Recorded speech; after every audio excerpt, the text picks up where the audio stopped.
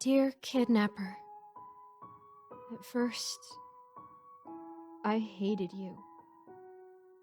I detested you.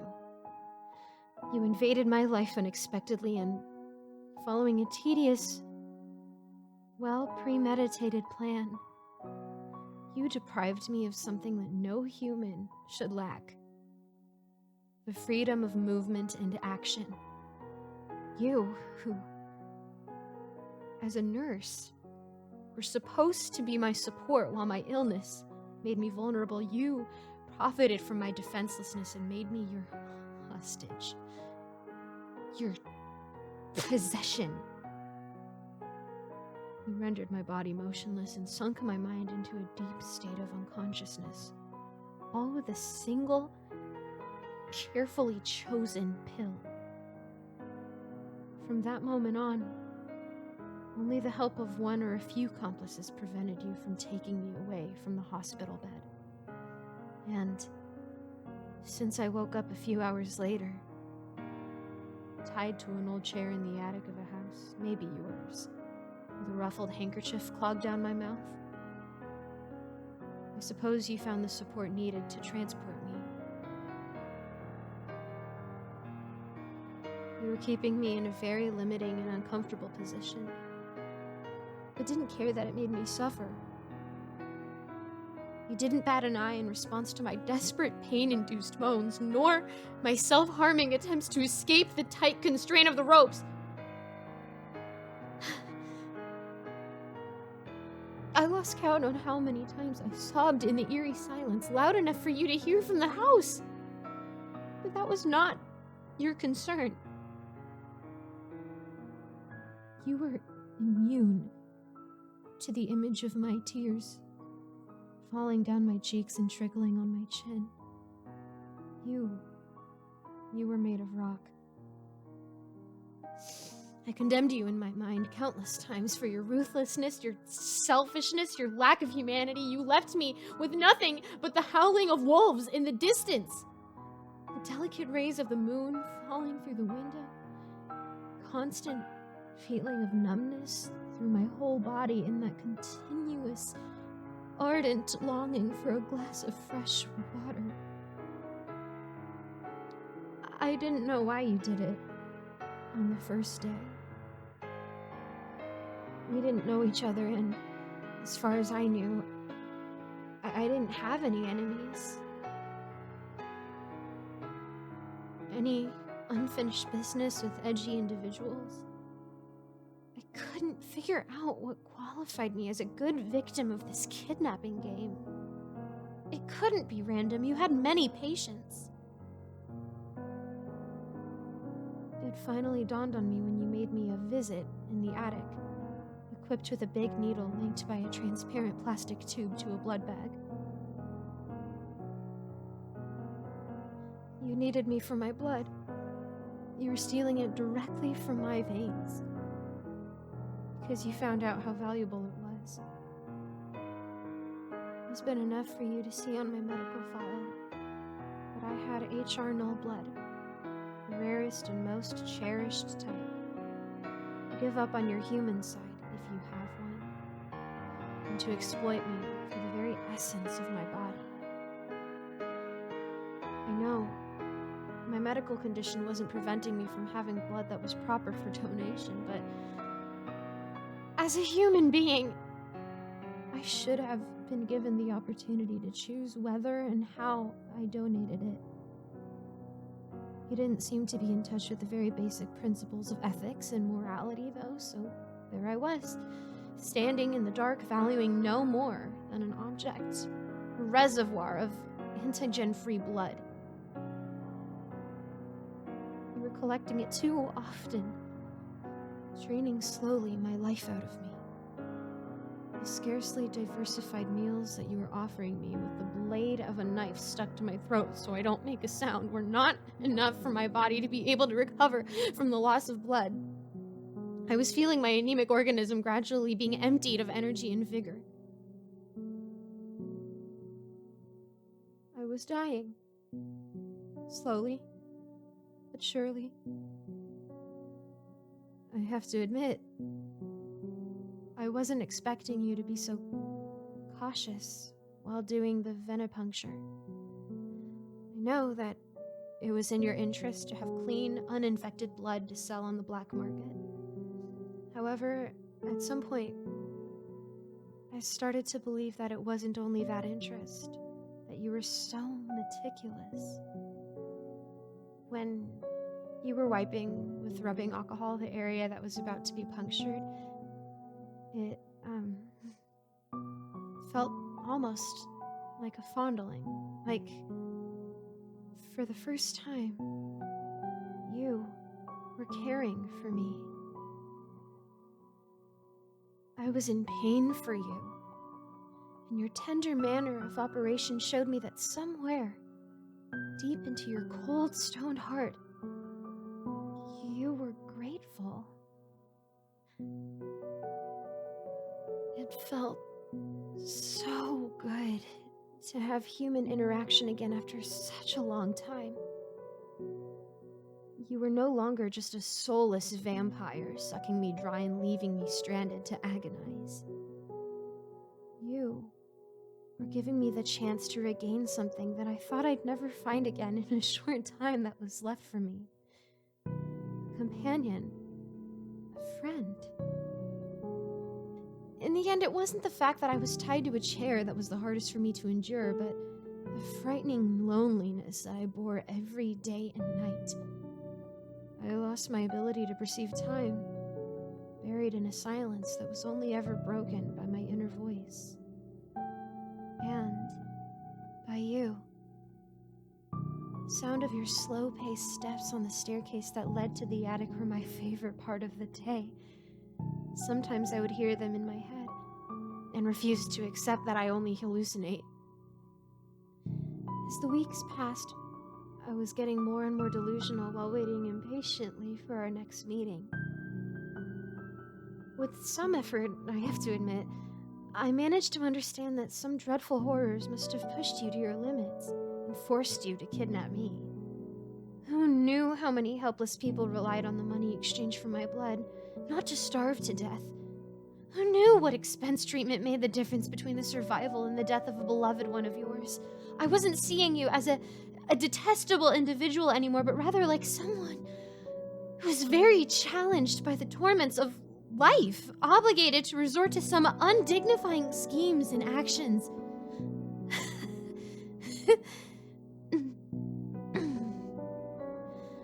My dear kidnapper, at first, I hated you, but then I started to feel affection for you, and eventually fell in love with you. I loved the way your curly hazel hair shone in the morning sun rays. When we were having breakfast together, I loved the glances that you were giving me while you were feeding me, and the refreshing image of your smile when I would spill food on my shirt.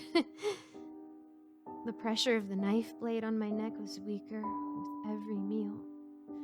You were starting to trust that I won't cry for help. I even addressed you some words a few times. And you would look amused and delighted about our conversation.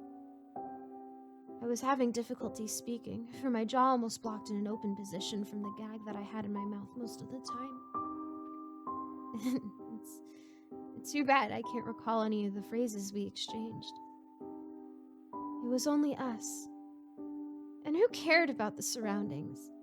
Who cares that my arms and legs were firmly tightened on the old splintered wooden chair? I didn't even care that I was dying anymore. I was finally feeling accomplished.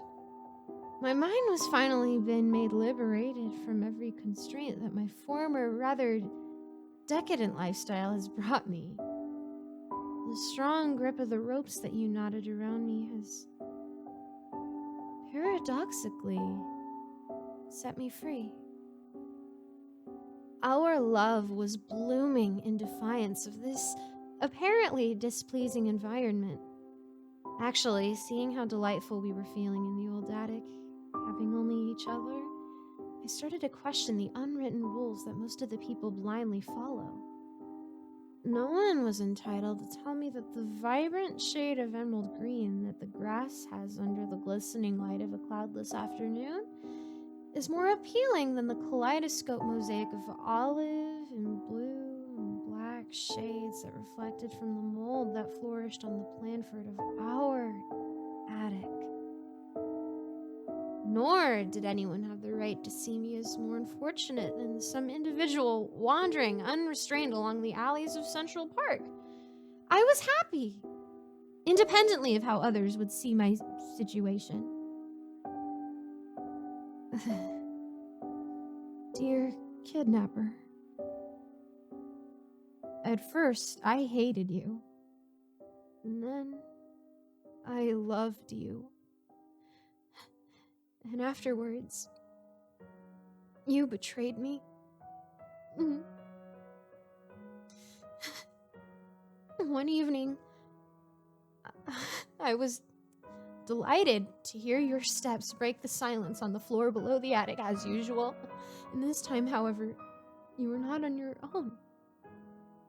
You were not humming a random song that you had heard on the radio during the day like you always do. Instead, you were talking to someone. A man. Another man.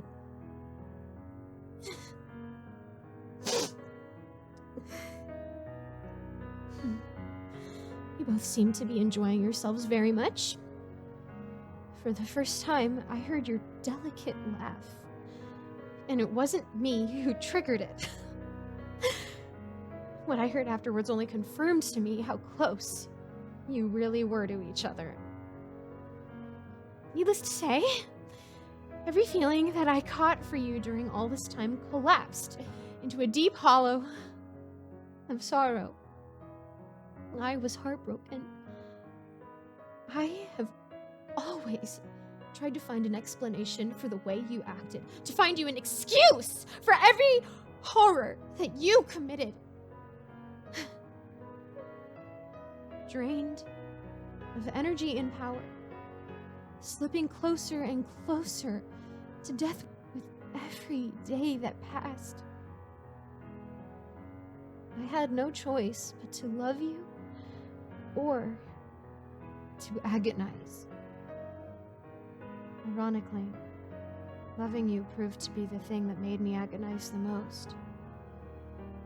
I could have stayed and be your hostage until the last drop of life dripped out of my veins.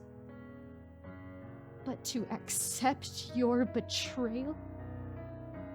That would be too much to ask. While you enjoy the presence of your new lover, I profit from your distraction. You surely don't offer me attention anymore, and I write you these words. I already escaped from the grip of the ropes. I could have done it long before because, after losing so much weight, I was no longer trapped, just loosely tied. Before, I have chosen to stay for you.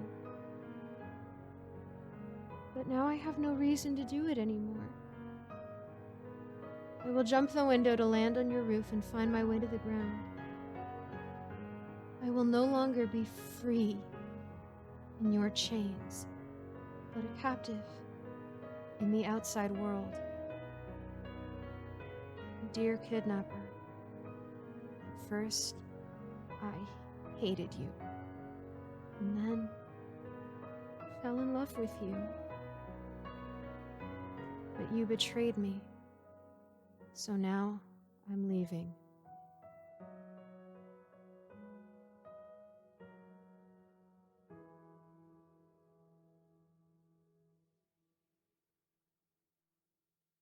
Good evening, everyone. Thank you all for tuning into tonight's story. This tale has been sent in by a fan who would like to stay anonymous. It's going to be a little different tonight since I was requested to react to the story while narrating it. It's a little odd, but not something I can't do. So let's dive in. So without further ado, on to tonight's story.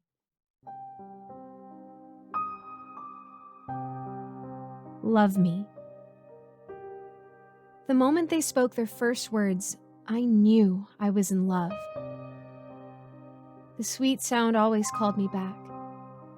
Eventually, I could not go without it anymore. It felt like a drug to me.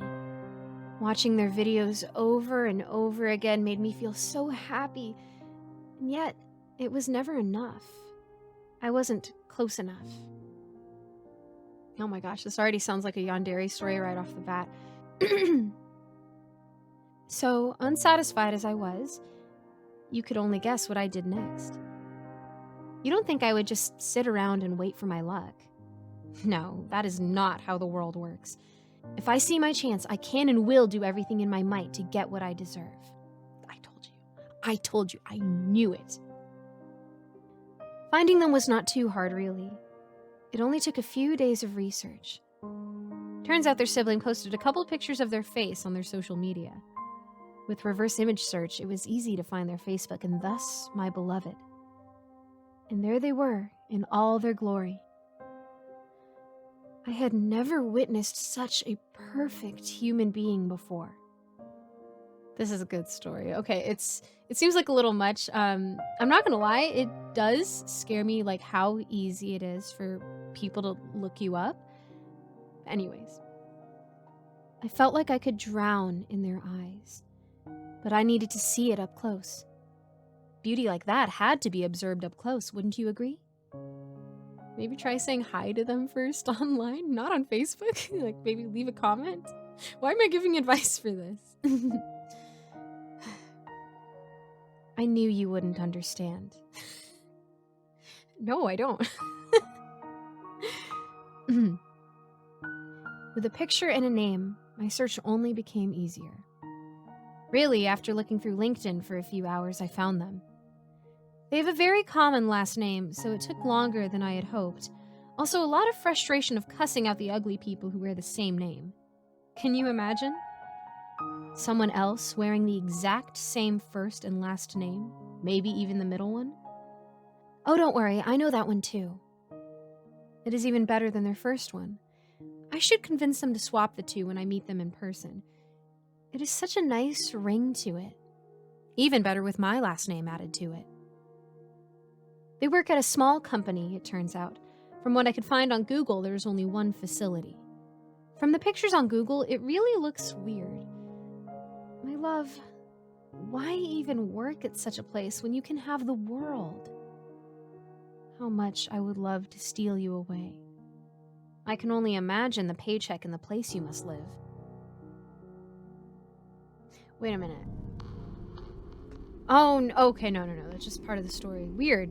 That's just how it's written. Okay, I thought this is more of like a typo reaction, I guess. In the beginning, like the Yandere is saying they, them, but like now they're saying you. So it's not a big deal. It just caught me off guard a little bit because I thought I had read it wrong. How much I would shower you in kisses and hold you close. There would be nothing you'd have to worry your head about. After all, I could easily take care of you. How much I think about cooking for you, watching movies with you, playing games, dressing you up. Thinking of the things I could do makes me feel so warm inside. It's like having a dozen butterflies trapped inside, wanting to burst out any moment. I needed to confess. I really wonder what the significant other is like, because, like, from this description, it sounds like he literally wants to trap them in a cage and, like, lock them away from the world. And that's really scary to think about. After a month of hard work, I saved up enough money to travel to your home country. It was not cheap, but everything is worth it, my love. Everything for you. You should have been with me when I was on the plane to America. You should have been with me when I was on the plane to America. Oh no, that's so creepy. Yeah, he's coming over here to America. Very funny, trying to scare the narrator. I wonder if, like, the UK narrators have to rework it so that it goes over to them. The trip was awful. A woman on the plane was unable to stop her child from crying. It kept crying throughout the trip. How am I supposed to listen to your voice when there's a spoiled brat crying? If we ever have children, then I am sure you would be a better parent. Our children will be the sweetest of angels, of course, because of you, my love. I wonder how many you would like. 1, 2? I'm happy with any amount. Just ask and I will make... Oh. Oh, that's a little too spicy for my channel. Sorry. Oh shoot, this goes on for a while. Okay. I'm so sorry. I'm so sorry. I hope you respect that I can't include all the details because I try to make my channel appropriate for pretty much all ages. So sorry. I'm not gonna include some of the details. Let me just skip for a little bit. Okay, okay. After hiring a car, I could go and stand where I wanted. Not that it was needed. There was only one place for me to go next. Even though I'd love to see your country more, you would show me around, right? It could be our first date. A part of me wanted to pick you up from work, but there were so many eyes. I'm a very shy person, so I came up with a different approach. Like, just imagine a stranger standing there after you clock out and they just pull you into their car without pardon and like, oh my gosh, you don't even know where you go where. Like, this is why it's so important to learn self-defense, and that's why these stories are so good to put out there so that people can learn from them in all sorts of different ways. A fruit tastes better when it's ripe. I'm sure it would be the same for you as well, my love. It was hard and it took so long for you to leave.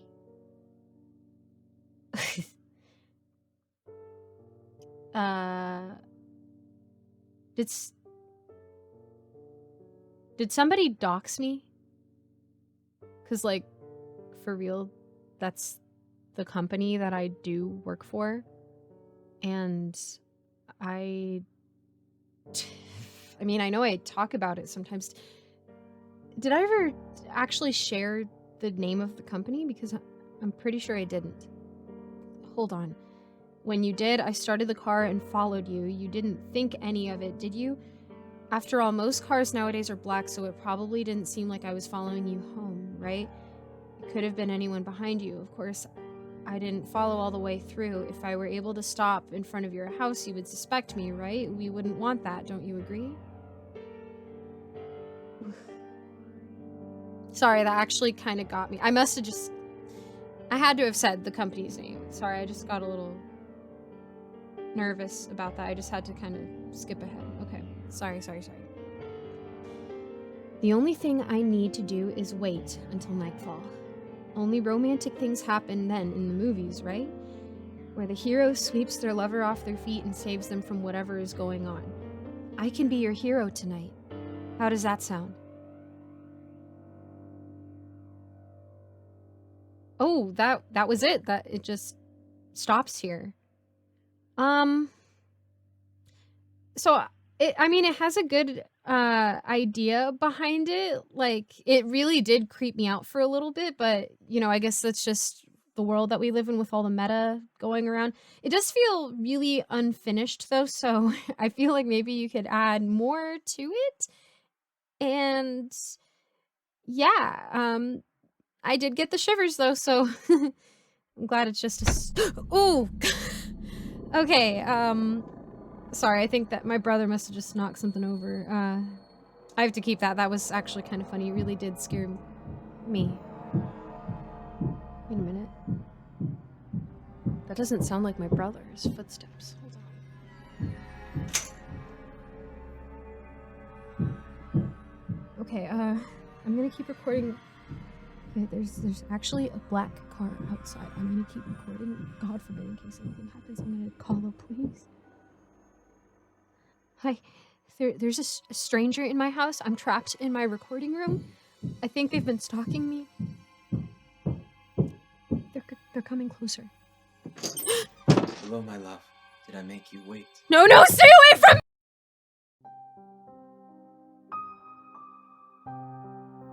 I will not be a fixture in my own house.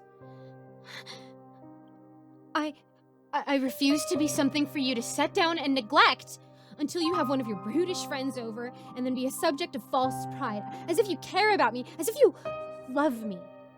Or with others like that dreadful man, Craig, I think that's his name, as a point of humor. As if you mean to mock me and our relationship. I am not a clown.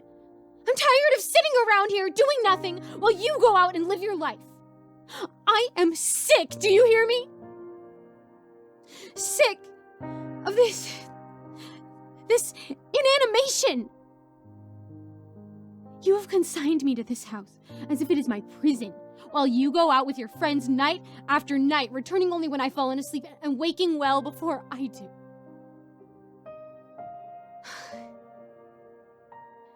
You avoid me. You put me away and hide me. Are you ashamed of me? Do you wish me gone? What is it? Why? Why can we never spend time together beyond those occasional, and that's a generous determination, times of extreme lust, during which you handle me crudely and almost cruelly, always with an expression of intermingled shame and dismay, as if I am merely serving a bestial, repugnant purpose. And you'd rather have someone else with whom to make love. Shaking, lying weakly upon the easy chair, I closed my eyes and tried to think of happier thoughts. Of some moment of romantic bliss that we'd shared together. Conversely, I heard him pace around, agitated, most likely trying to come up with a response that was placating, disarming. After a while, his aimless footsteps ceased, and I opened my eyes. He stood before me, hands at his sides, his face set in a solemn expression, as if he'd thought of something unmentionably grave. Fear suddenly entered my heart, and my body stiffened. I sensed a change in the atmosphere of our living room, an invisible current born of some funeral wind, and I tried, and failed, to smile affectionately at him, wishing that I could recant my tirade. I am truly sorry for this.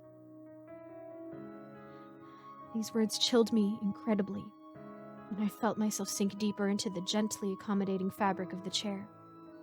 His eyes, ordinarily soft and blue, seemed in that moment blackened.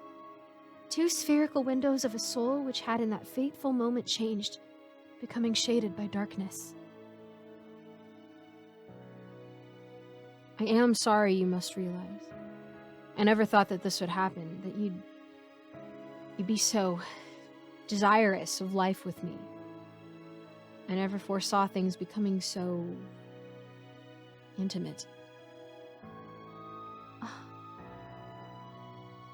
His words struck me like a lance, piercing my chest and obliterating my quickening heart. Sorrow overcame me, and I screamed out, wailing nonsensically, replete with anguish. He watched me silently, and I'm sure as I've ever been, that beneath his immediate shock at my response, there was a humor that lurked beneath, a barely contained smirk, just behind his mustached frown. You're a monster. It was all I could manage. I blubbered it out pathetically, like a frightened and stupidly sobbing child, and then closed my eyes, no longer able to bear the suggestion of that barely concealed expression of mockery. And then I felt his hand close around my throat. I tried to scream, but the pressure was too great. And opening my eyes, I saw again that shadowy tinge of his own, the swelling darkness which bespoke of ill intent toward me. Roughly silenced, I could only plead with my eyes. My arms were strained across myself by his other hand. He was a big man, much stronger than I am. In that moment, I felt true, soul-sinking helplessness. I'm going to put you in a box. His hot breath was a slap to my face. The words, droplets of ire, almost seemed to burn me. I cried, my voice barely a murmur with my throat so brutally seized by his hand. In what couldn't have been more than a light exertion of strength for him, he raised me from the chair and brought me crashing down onto the floor. As if thinking that I was somehow still in control of my faculties, despite my lolling head and lack of resistance, he slammed me down again, and I cursed the fact that I had such a thick skull. I wished for the bliss of unconsciousness, and it didn't come. And I was made to feel the throbbing agony of my body's collision with the hardwood floor. Dazed, limp-limbed, I stared at the ceiling, at the fan languidly turning there, at the dull and peeling eggshell wallpaper I'd begged him countless times to replace or at least mend. When he stepped into view, a solid, imposing thing. I think I croaked out some plea for mercy. I can't remember those few moments from which I was nearly delirious from the pain. My head stopped swimming halfway through the hall, and I realized that he'd been dragging me away from the living room. Too weak to fight back, I only whispered out apologies, stupidly blaming myself for his cruelty. He, of course, ignored me, kept on dragging me roughly upon the floor, until we finally reached the guest room at the very end of the corridor. He slid me across the floor towards the bed, where I came to a sudden and jarring rest against the low-lying bed frame. He left the room for a moment, and I scanned my surroundings, which seemed to stir and blur before my eyes. I recognized only vaguely the shapes of dressers, potted plants, and lamps. The sound of an object being set on the floor nearby snapped my attention back to the center of the room, and I saw him seated just beyond the bed, a large wooden box across his lap. My heart sank at the sight. He wasn't speaking dramatically at all when he said that he was going to put me in a box. Still, I couldn't move. My disorientation, both mental and physical. He set the box onto the bed and then lifted me up and placed me across his lap. His eyes, a little less hateful but still fierce, stared into mine. For a moment, I hoped that my face would inspire some mercy in him, that some recalled memory of romantic fondness would make him change his mind and spare me. But these hopes were blasted away when, after kissing my forehead, he stood and laid me in the box. I began screaming again, wildly, ferally, a timbre unlike anything I'd ever heard before. But he ignored me. And after, he fumbled around beneath the bed, retrieved an object, the box's lid. Rather than immediately placing it onto the box, he set it across his lap and scooted his chair closer to the bed. I stopped screaming, both out of tiredness and a grim curiosity. It was obvious that he planned to say something before sealing me inside. I don't really know how to explain it. When I first met you, I had only one intention in mind. I'm sure you can guess what that was. And as the weeks went by, that's all I thought about in regards to you. But then, when my luck elsewhere continued to fail, I started regarding you as something more. And I started treating you accordingly. But now, well, I found someone. She's great, really great. And I won't be needing you anymore. I know I shouldn't have done this. I shouldn't have kept you around for so long, but I was so lonely. And a man has needs. Even though his words stung my heart as if a wasp's nest had been sewn into my chest, I was all cried out. And I only managed to whimper silently within the box. Our relationship had never really been a relationship for him. Of course, I had been a tool for release, a thing to be used and discarded. The reality hit me with such force that I briefly thought I'd die of shock. That my mind would irrecoverably collapse inward, unable to process the mortifying revelation. That's all I have to say. Unfortunately, I can't just leave you anywhere, not like this. I obviously can't have anyone knowing what I've done with you, to you. I'm sorry. But you'll just have to stay inside there forever. Ignoring my final protest, a coarse, ineffectual cry, he put the lid over the box and then, using duct tape, thoroughly sealed the top. The immensity of the moment's horror sinking completely when I was then shoved beneath the bed, interred in total, claustrophobic darkness. I screamed aloud then, my lungs miraculously replenished in my extreme horror. Hours must have passed with me encased, entombed in that awful lightless space, cut off from all stimuli, from the world. My shrieks subsided with the passing of the hours, but my terror grew with each minute, until I felt on the verge of actual madness. Driven to such a state, I, for the first time in my life, felt suddenly and inhumanly galvanized, endowed with a strength beyond mortal measure. Taking advantage of this mania-inspired restoration of my body, I pushed and pushed and pushed until I managed to punch a hole in the box, and then dragged myself across the darkness until the knuckles of my hand no longer knocked against the bottom of the bed frame. Once out from beneath the bed, I tore apart my coffin, which was, to my surprise, made of cardboard, albeit a rather stiff example of it. The room's window brought no light, so I assumed it was nighttime, which meant that my ex-husband, had gone out with his friends. Probably right after shoving me under the bed. I took a moment to catch my breath and settle myself, intending to call the police the next moment.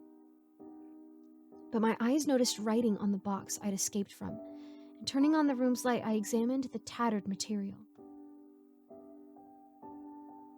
The ultimate waifu? So lifelike, you'll never go back to real girls. This state-of-the-art facsimile not only reacts to your specific voice profile, but can respond with its own artificially constructed responses. You'll think you're talking to a real girl, but with none of the annoyances and obnoxiousness. When you're done with her, put her away. Other features include...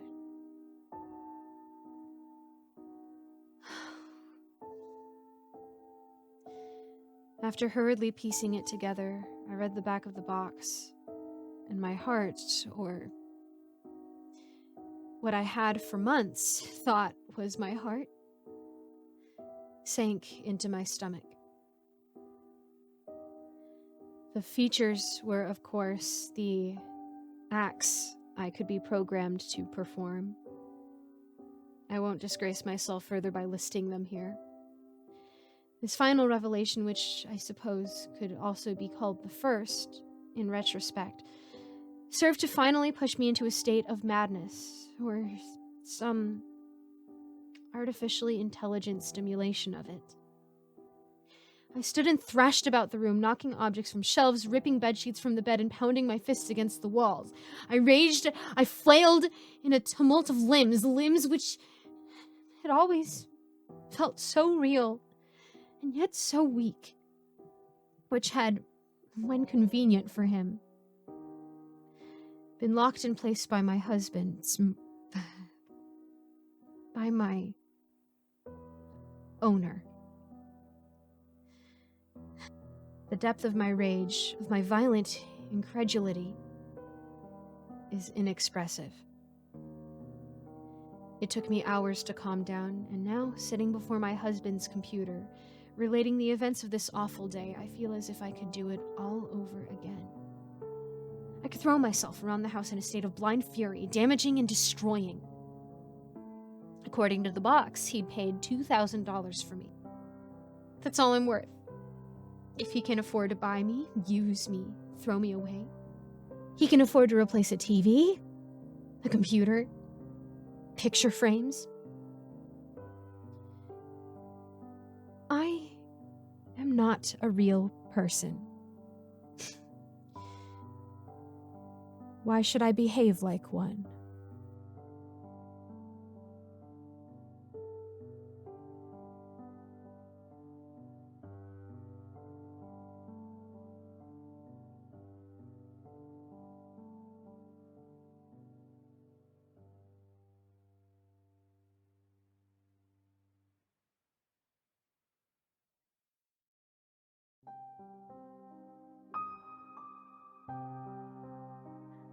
I thought we had everything. House in a nice neighborhood, stable income, 41K in healthcare, love, the whole 9 yards. The only thing that was missing was children. Now I find myself thankful there were no kids. A few days ago, he started doing this thing where he would not leave me alone for 1 second. Now, don't get me wrong, initially I enjoyed the extra attention. But for the first time since we'd started dating, he went into each of my favorite stores with me, attending to my needs like he was my personal assistant. I couldn't stop laughing. I asked him if it was a viral online thing people were daring each other to do for their spouses. Like, take a day for your significant others. I just love you so much. He'd reply, or versions of that. It was the weekend, so I didn't question it too much at first. I surrendered to it. Maybe, I thought, he'd had a near miss at work. He worked in a chemical storage facility, so a close call with injury or worse wasn't out of the question. When I pried, he told me that I was his job. Okay, I said, laughing and shaking my head. I knew he could not keep it up, so sooner or later he'd go back to those little side projects of his. Recently, he'd been carving odds and ends out of wood and playing different kinds of drums that he'd made himself. That first night of following me everywhere, he stood in the doorway of the bathroom staring as I brushed my teeth as if it was the most fascinating thing in the world to him. "What?" I said through a foam of toothpaste. He didn't reply. He tilted his head slightly, grinning in a dopey way, and his eyes were somewhat glazed over. The following morning, I woke up to him staring at me. He was on his side. I asked him how long he'd been awake like that, and he told me he was having the most wonderful dream. He hoped to never wake up. That got me worried. While he watched, I rummaged through his things. I don't know what I was looking for. Prescription meds, maybe?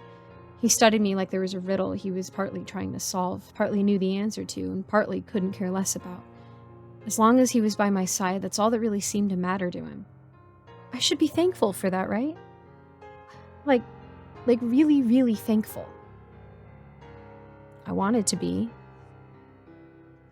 He didn't go into work that Monday, and because I work from home, he was there beside me constantly. Monday rolled into Tuesday, rolled into today. I sat him down at the kitchen table for a heart-to-heart. He answered each of my questions with care, denying there was anything the matter. In fact, he answered questions too well. Those little side projects of his he's been doing in his free time, they could wait. Work was uneventful. He would ask for a raise soon as planned. He'd simply taken days off to be with me. He had several sick days stacked up. But as he was talking, I noticed a jerkiness to his body that I hadn't before. His hands would gesture too often, yet the fingers weren't getting enough articulation. How long has this been happening? Was it an illness? There was a rhythm to his voice and movements alike that I hadn't noticed before, almost like he was moving to the beat of drums. Do you remember, I said shakily, my hands threatening to draw away from his, that puppet you made out of wood? I mean, you were really into puppetry at the time. You carved every piece of it. What happened? My voice choked. I recalled my suspicions, brief though they were, 2 years prior. He'd found out from the doctor and revealed to me in succinct monotone that he was sterile. His sudden preoccupation with puppetry, I thought had been a way for him to cope. I hadn't tried to unlock the study when he was in there, not even when I'd heard 2 voices coming out of it. Let him work through it, I thought. It's just a phase. I had tried to suggest that we adopt a child, and he'd taken it like a blow every time. Oh, we've had everything in our marriage, including the downs. What had caused me 2 years ago to throw away that puppet and deny I had anything to do with its disappearance? Was it because I worried that whatever he was going through might become a full-blown psychosis? Or was it because he didn't bring me into that world, that little side project of his with its own infrastructure? I had my side projects, but I always left the door open for him. That little wooden puppet with the crude workmanship, it was a closed door for me. At the time, I brought it up before I threw it away, and he acted like I was imagining things. I suppose that for him, that puppet was like the child he never had. I was dwelling on that big hiccup at the table, that down in our marriage, my husband's hands had left mine. Do you know why drums are called membranophones? My mind sputtered. Those drums he'd been making recently, the little odds and ends carved from wood. Could it be another? You know, puppet shows were traditionally accompanied with music. It might be something as simple as drums. So simple you'd barely notice their beat over that of the human heart. But that's not the reason why drums are called membranophones. The reason is because membranes are stretched over an object so that music can be made when struck. I mean, the skin is another membrane, right? I called my husband by his name, fear breaking through like the name was absolutely nothing at all. Never confuse the puppet with the puppeteer. His tongue clicked and clocked in his mouth as if he had a wooden spoon in there. I got up from the table and ran down the hallway. There are rituals associated with puppetry, you know. Honey cakes, we're in the middle of one right now.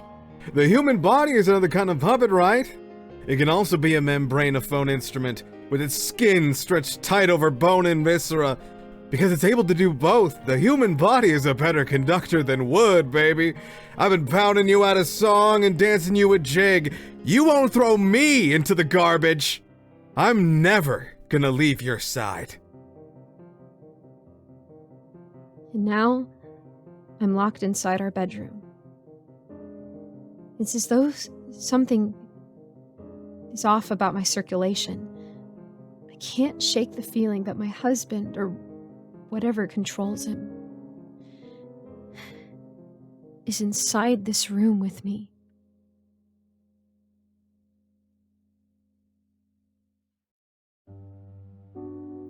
I'd always sit outside, a briefcase of bricks at my feet. When Keith would walk out, I'd always smile, basking in his warm attention. Good evening, Miss Pauline. Good evening, officer. Now, Miss Pauline, you know I'm no officer. I'm just a security guard. And you know I don't like being called Miss. It's just Pauline. He'd always gallantly carry my briefcase for me, and I'd hook my arms around his as he walked me to my apartment building. We'd talk, and he'd always come up with me to the 15th floor and drop the briefcase off just inside my door. But he'd never enter my apartment. Come in for tea? That's very kind of you, but I must be getting home to my fiancé. I'll see you tomorrow, Miss Pauline. Good night, officer. I'd always set the timer for 15 minutes before I washed up, microwaved a pizza, and made some chamomile tea. I'd settle down on my little purple couch in my dark bedroom, a plate on my lap, a mug in my hand, and a video camera propped up between me and the window, zoomed in on a building 3 blocks away. It took a lot of research to snag my apartment, but it was worth it. I'd always watch as Keith entered his 15th floor studio. I'd watch his fiancée roll out of bed and begin yelling at him. I'd watch him nod, trying to avoid riling her up further. Sometimes she'd slap him, and he'd always take it, never defending himself. I'd always curse her, my blood boiling. He didn't deserve her. He deserved me. I just didn't know how to make him see. I'd watch him cook, serve her, clean up and eat, and I'd wish I was there to help him relax, to massage his tense shoulders, to bring him a cold one, to draw him a warm bath, to ease his stress the way only I could. I'd sigh after they'd turn off the lights, and I'd put my dishes away, wash up, and go to bed. I'd always have my breakfast behind the camera, watching as Keith raced to his fiancée's demands before he left her lounging in bed and ran out the door. I'd go to work thinking about him, my days on autopilot as I served coffee to men who didn't have an ounce of the class and chivalry Keith did. I'd rush home after my shift, changing into a business casual outfit before grabbing my briefcase of bricks and running back out. I'd always sit on the bench outside of the building where Keith works, and when he'd walk out, I'd smile, basking in his warm attention. One day, when I felt our relationship had reached a certain stage, I decided it was time to openly express our feelings. Good evening, Miss Pauline. Good evening, officer. Now, Miss Pauline, you know I'm no officer. I'm just a security guard. And you definitely look better in a uniform than those tubs waddling around with guns and donuts. He raised his eyebrows in flustered surprise. Oh, now, Miss Pauline, that's no way to talk about our men in blue. I mean nothing against them. I stood up and adjusted his collar. I just feel you deserve the title of officer just as much as they do. An adorable blush tinted his nose and cheeks. I appreciate it, Miss Pauline. You're very kind to me. And you're very kind to me. It's very hard to find decent, respectful men like you around here. He looked down with a bashful smile. Now, Miss Pauline. Please, just call me Pauline. I can. I've been raised to always respect a lady. Do you call your fiancée, miss? His smile vanished and his cheeks became ashen. Yes. Do you love her? Oh, now, Miss Pauline, I'm begging your pardon, but I don't think that's a very appropriate question. He bent down to pick up my briefcase. I can't believe they expect you to carry all this work home every day. It's all part of the job. I hooked my arm around his and we walked to my apartment building. I'm so lucky to have a strong gentleman like you keep me safe on these dark nights. I just want you to know I really appreciate everything you do, It's my pleasure. he said, his smile returning. I'm glad I could personally make sure you get home all right. I'd love to have a man like you at home as well. I got no doubt in my mind you'll find one. Do you think I'd make a good wife? Oh, yes. I think you make a lucky man very happy. Are you a lucky man? His smile wavered. Yes. I'm only security guard with nothing much to my name, but I found me a lady who tolerates all that. That shouldn't be tolerated. That should be respected. You've got a stable income, you work protecting people, you even help others off hours, like me. You're very caring and considerate. You deserve someone who sees all of that, Keith. He turned to me, his beautiful eyes glinting. You call me Keith. I leaned my head against his shoulder. I feel we've talked enough to do without titles. We've become quite close. I enjoy these walks with you. Don't you? Oh, very much so. I'd like them to become more. We made it to my apartment. I want you to stay for tea. That's very kind of you, but I must be getting home to my fiancée. Just a few minutes. Please, Keith? He seemed to enjoy his name on my tongue. Okay. A few minutes. He walked inside for the very first time. You have a beautiful place, Miss Pauline. He said, placing my briefcase on the floor. You like the color green too? It's my favorite, I replied from the kitchen. Have a seat, I'll be right there. I walked out a few minutes later with a tray. Earl Grey and homemade lemon shortbread, Wow. he said, blinking in amazement. That's my favorite tea. And I love lemon shortbread. Oh, really? I giggled as I placed the tray before him. Earl Grey's my favorite too, and I just love baking. We have a lot in common. He reached out and took a bite. These are delicious. Have as many as you like, I said, beaming as I sat beside him.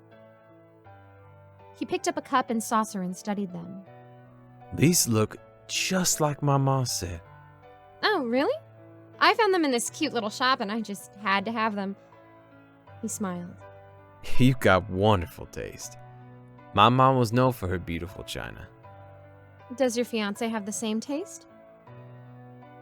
I wished I hadn't said that as weariness darkened his expression. I should get going. My fiancée is waiting for me. Oh, well, at least finish your tea. He took a quick sip and put the cup and saucer down. Thank you, Miss Pauline. You've been very gracious. You didn't drink anything.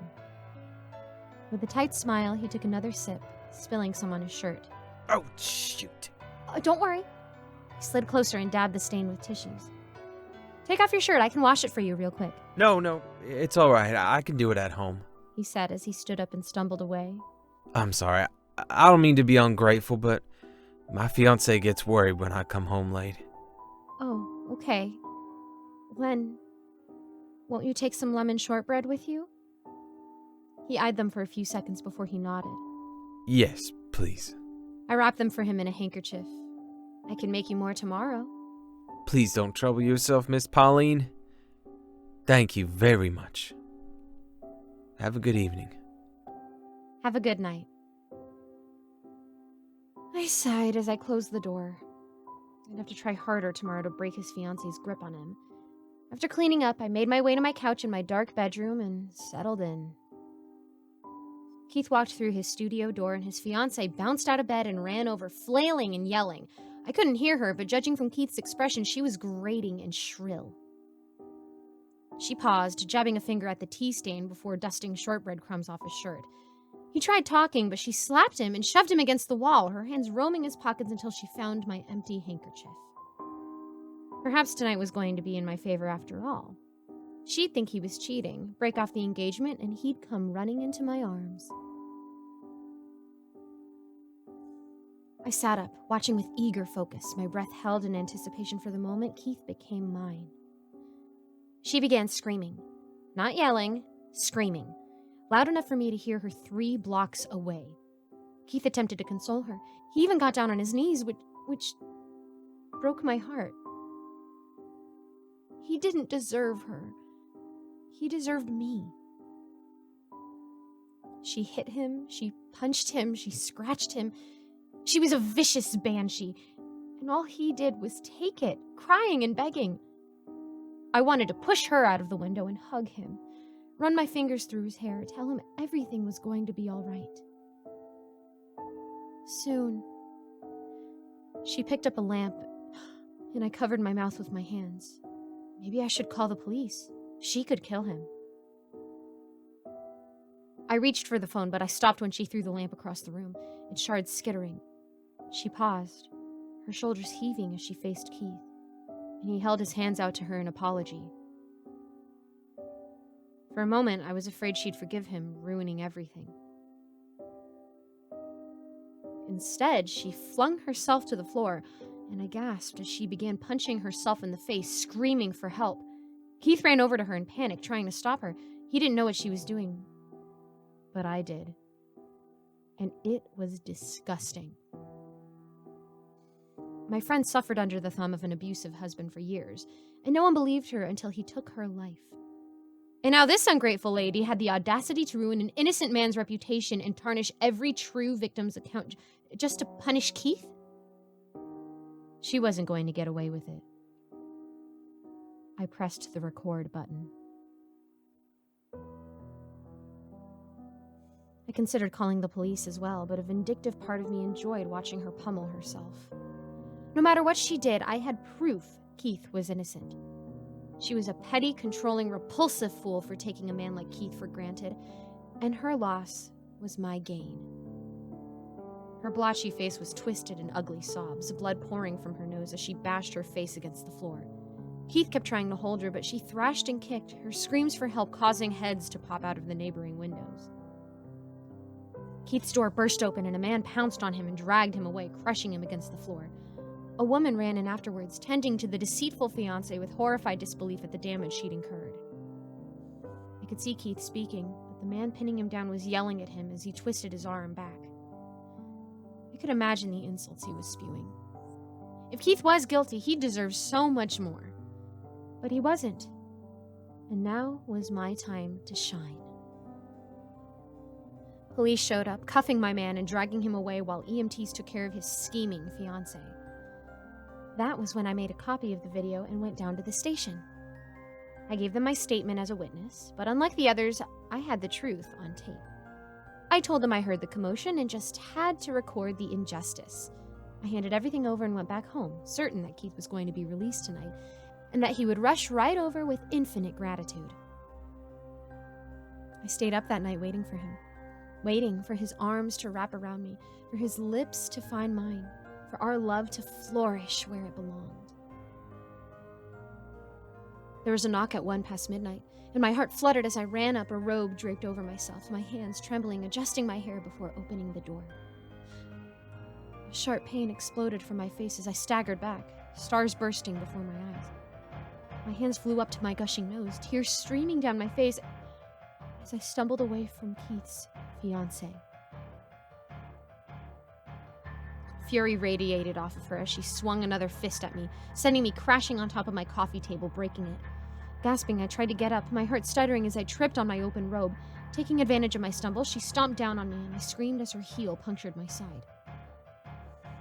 Wrestling me flat on the floor, she held my head steady by my hair as she sent one punch after the other to my face. My teeth tumbled into my mouth, and my agonized moans gurgled from my throat as I tried to fight her off. She was strong, much stronger than me. She was also fueled by rage. Amidst her frenzied punching, she lost her balance, and I took the chance to wrench my head free, a fistful of hair remaining in her grip as I squirmed away. While calling out for help, I scrambled up and made a mad dash to my bedroom.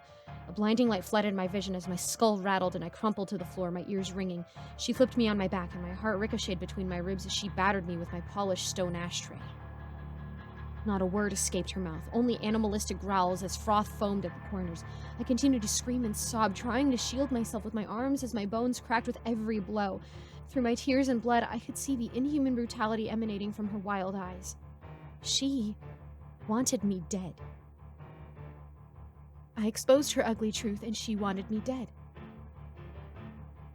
Twisting and writhing in despair, I reached up, clawing at the fresh stitches on her face. She shrieked, pausing her assault, and I shoved the heel of my hand into her broken nose, sending her reeling off of me with a quivering squeal of pain. I backed away, tripping over myself as I crawled towards the bedroom, my spasming lungs squeaking as red sprayed with every breath. My pulse rioted at the sound of the kitchen drawers being opened, and I staggered down the hall in disoriented panic, crashing into the walls and slipping on my blood. Pressure against my shoulder sent me back to the floor, and I screamed as it evolved into searing agony. Another stab crunched against bone. My vision faded with each vicious thrust.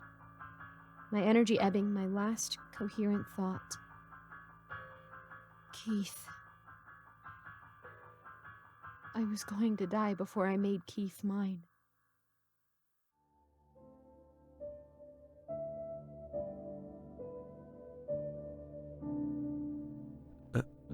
Miss Pauline?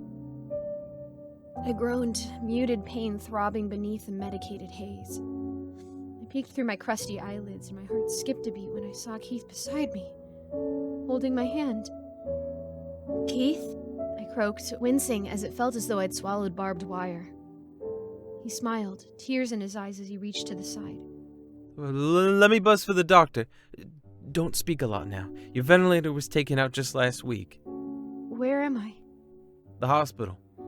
He opened a water bottle and moistened some tissue before he cleaned my eyes and face with tenderness. You're my guardian angel. You defended me and you almost died because of it. I'm really sorry.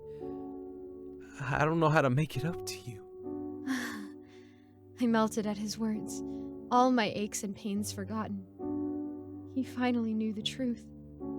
He was finally going to be mine. I'm glad you're free now, I rasped. He dabbed a wet napkin against my chapped lips with a rueful frown. Living with her, I couldn't see just how bad it really was. But then she pulled that stunt. I'm forever grateful you heard her, and we're in the best position to film it. I'm just sorry you had to suffer for it. I smiled. You deserve someone who respects you. And I think I found her. I almost forgot how to breathe. It was happening. It was finally happening.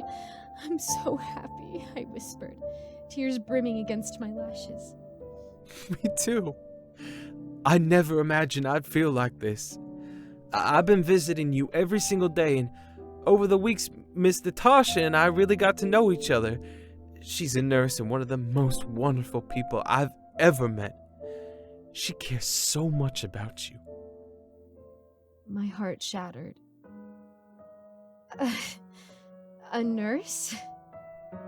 Yes. He replied with a love-struck smile. Now I know many are thinking she's out of my league, but she told me to never put myself down like that. She respects me just like you always said. She saved me.